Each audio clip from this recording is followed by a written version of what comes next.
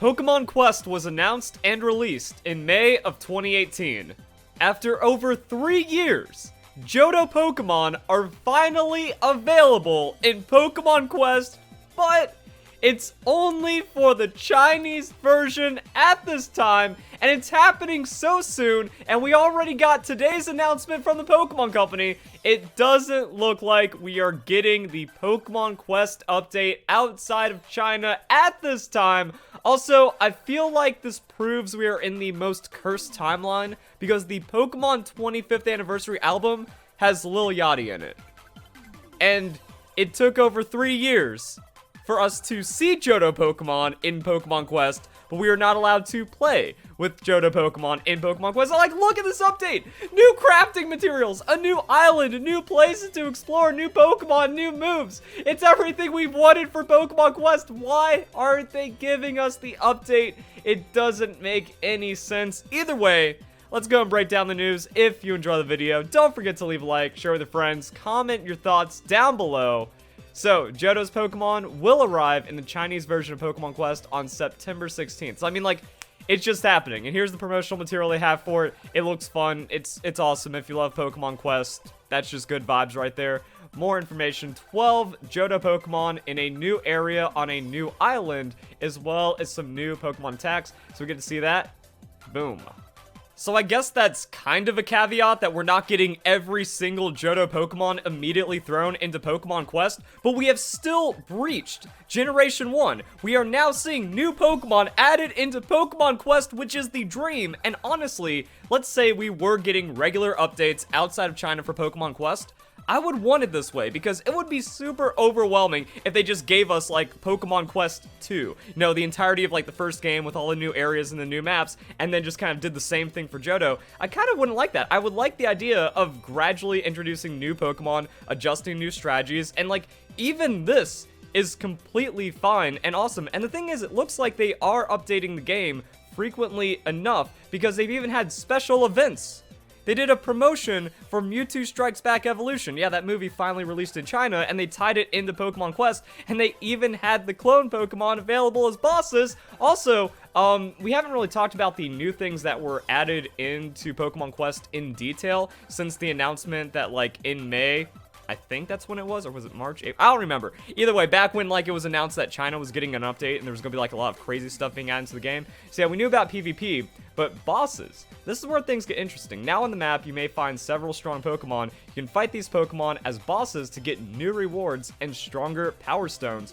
So there's also so much more new stuff just added into the game, special training. So now there's enhanced training that uses other items and other power-ups that you get from the bosses and other boss items. And with all the events going on, it's like, okay, there's like a new farming kind of strategy inside the game and some other stuff going on. So if they introduce like an entirely new map and there's all these like crazy bosses and stuff, could be a little overwhelming. But if they're doing it like this on a smaller island with a couple of like new areas and some Pokemon, it's like, oh yeah, now we can find and unlock the boss Pokemon here. We have some very high level stuff to deal with, 30,000 power. However, there's also like a lot of new power upgrades and some other crazy stuff.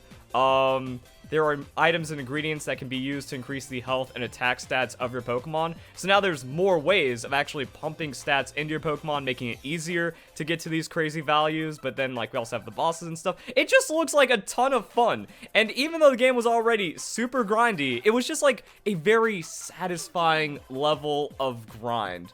I could just do trash runs for hours to get a couple of extra ingredients, do a little bit more cooking to see if I could get a slightly better Pokemon, and also if I would maybe upgrade one of my stones, even if it took like all day to just get +5 attack in the end, or something like that. It's just satisfying. And also, you could just kind of have your Switch off to the side and then just like tap a button every couple of minutes and then you're good to go. So yeah, it is.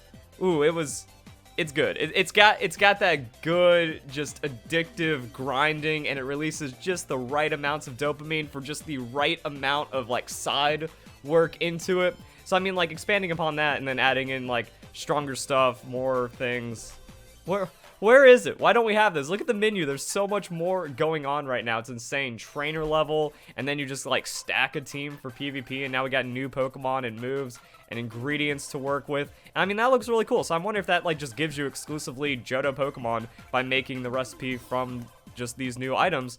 Don't read Chinese, but now we have like a selection. So there's going to be different item sets. That we have like one item set for Generation 1 Pokemon. Looks like another item set for Generation 2 are these new Pokemon. And since we have these extra islands being added in, and what it looks like is water Pokemon. So Octillery, maybe not like the most ultimate of fan favorite Pokemon, but we got Meryl, Wooper, that's going to be Quagsire, we got Lancer. So I mean, like, we can see the 12 new Pokemon that are coming in. It's pretty much just going to be like the water type Pokemon, as well as Totodile and its evolutions. But what about the Volcano Island, or the Forest Island? And then that's where we get some of the new grass type Pokemon, the fire type Pokemon. That's how we introduce Cyndaquil in X amount of months, or however long it takes to like beat all this content and whatnot.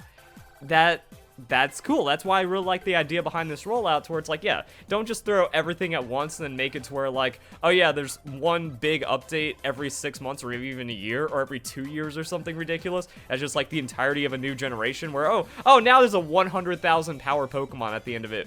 With this, they actually get to like adapt it to the player base, and they just kind of get to scale it up, and everything is pretty good. And since they've been putting so much work into the game, it doesn't make any sense to not give it to Western audiences. You are just leaving money and profit on the table. Now, I do have like one bit of false hope that may or may not lead to something. With the new Chinese gaming laws, I mean, this is obviously targeted at kids, and I don't know if kids are going to want to spend their 3 hours that they get a week playing something like this when there's other games that they want to grind and play with. So maybe, to recoup some of those development losses, you gotta throw it elsewhere. You gotta release this to the rest of the world. I don't know what that means for development, or like how that law is going to be like adapted and changed. We also don't really know the impact of such a law and its consequences, so maybe it gets adjusted, maybe a bit more time gets added in maybe the near term. I know that's giving a lot of credit that most people wouldn't give to China, but the outcry and backlash this has received, it's like, whoa, did China actually make too authoritarian of a decision? We don't even know. But maybe that's a good thing to get Chinese games out into the rest of the market that people want, even though they're locked down in just China. I don't know. So like I said, that's like my one little bit of false hope to try to like expand as to what's going on here. But it's like, wow, why is it that Pokemon Quest, the game that kind of like everyone mocked and then everyone loved and then everyone wanted to get updated, but we got some kind of monkey's paw cursed where nope, it's only in China, and technically there are ways of playing it, but I don't screw around with that kind of stuff. And then it's like, now it's also getting like the best updates of any other Pokemon game, where it's like, yeah, now they're receiving regular updates that are well-paced, that are adding so much great stuff into the game, whereas we're not seeing that with other games and even like main series or the future Pokemon, other things like that. So it's weird, but like if this game just keeps on getting supported, there has to be some kind of Western update. Maybe not now. Maybe they're saving that for spring or summer, because we still got Pokemon Unite, we got Pokemon Legends, we got Brilliant Diamond, Shining Pearl, we have whatever Pokemon 2022 is cooking up, so that could maybe be a bit too much. And maybe by the time it rolls around into March, April, when the Pokemon Company needs to put out some kind of filler game, we're already going to be halfway through Johto, so we get like a big most of Johto update, and then Pokemon Quest just kind of starts catching up from there. Or maybe we just never see this game and all of this is just sadness. Who knows? Hope you guys enjoyed the video. Hope you all have a nice day. Thank you very much for watching.